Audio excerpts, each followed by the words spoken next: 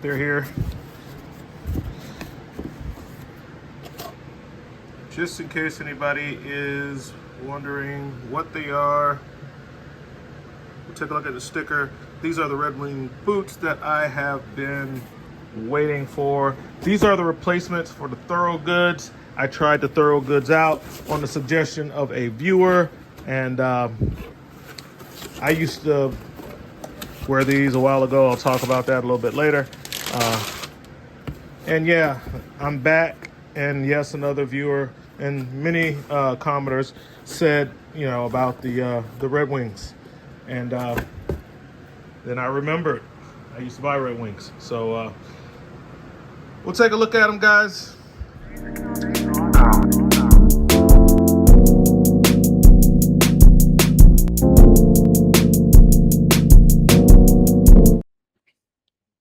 They're a little dusty, but these are the Red Wings.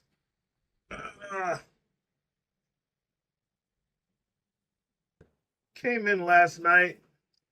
Put them on last night, wore them for a couple hours, see how they fit.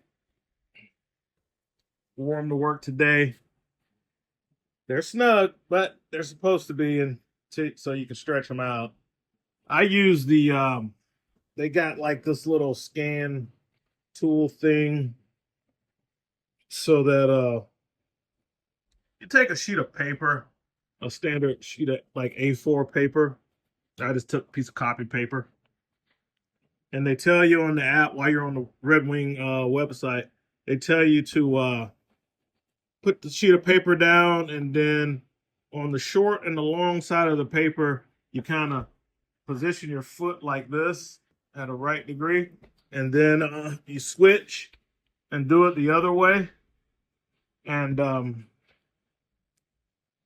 the thing can like measure your foot, because it knows the size of the paper, and then it's taking pictures of your foot, basically. And glad to have those off, man. And these are wide because I knew these were gonna hurt my feet until they're broken in. It's just how they are. They've always been like that. And what I didn't want is a $400 pair of boots that don't fit, are too big, are uncomfortable, are gonna be uncomfortable. But I got a wide foot, and so it said for me, normally I wear a 10. Depending on how the boot is cut, maybe a 10 and a half. Some boots they want you to get a size up. And these, they told me to get a 9.5 H, which is like an extra wide. And I don't think they make these in the H. They make these in like a E and a triple E. So I got the 9.5 E, and that's doing pretty good. For me, my right foot is slightly bigger than my left foot. So there's always a little more discomfort in the right foot until my boots are all the way broken in. I don't have a problem with the Georgia boots though, because they don't really require break-in. They're comfortable right out of the box. But nevertheless, here are the boots. Has like a clear sole, as you can see. Super Sole 2.0s. I think this is an 8 or 9-inch boot. I can't remember. This is model number 2416, I believe. 2416.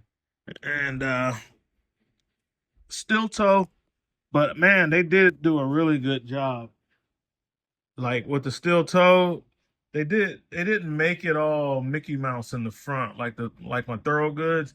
It's like it had a very pronounced bulge in the front. It was like unnatural. And I don't really like the boots like that. I like a boot that has like a normal profile, for normal taper. So happy with that. But yeah, I've been wearing them today. Because they're not broken in and they're tight, they're not the most comfortable, but when I'm just standing straight up, they feel fine, but as I sit down and take the weight off of my foot, I could feel that they're tight, and then you get to tell my socks have like a kind of like a constriction sock. So my socks kind of come together, and that's the spot where the boot is the tightest. Yeah. So it's all good. These are the 100% made in the USA boots using locally sourced materials.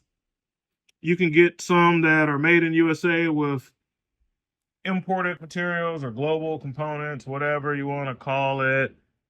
To me, that's fine. You know, I like that they're making it here. It doesn't, like, when they make a boot here, especially when you watch how boots are made, you know, they're taking a sheet of leather and like doing a whole lot of work to make the boot.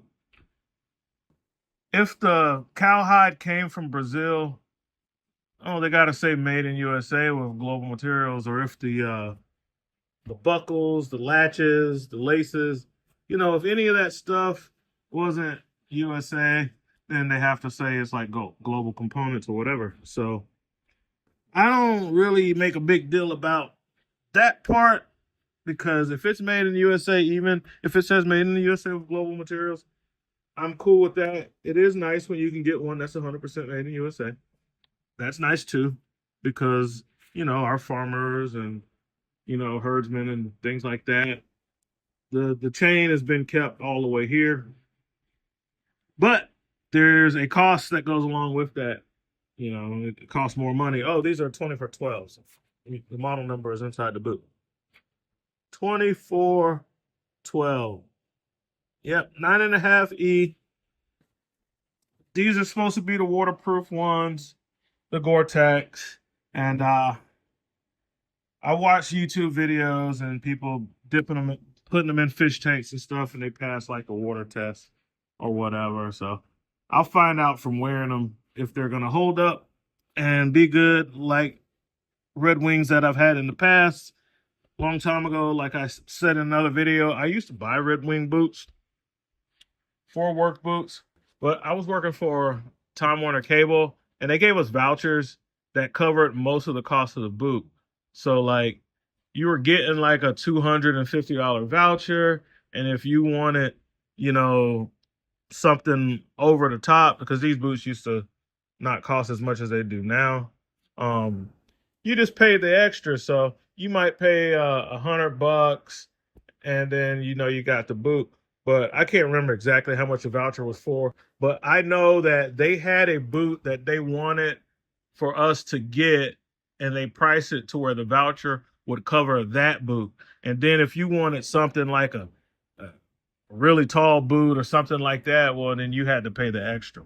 So whatever the voucher was, it covered the cost of a basic boot with the safety features that the company had outlined. And back then, I used to always wear Red Wing boots, and I never really had a problem with water and things like that. And you, every 2 years you got the voucher, so before the boots ever got a chance to like really wear out, you had another pair. So that's how it was. But now I got to buy them all with my own money, and I've been bouncing between different brands, and I forgot all about the Red Wing brand. But we're back with them. Let's see what they do.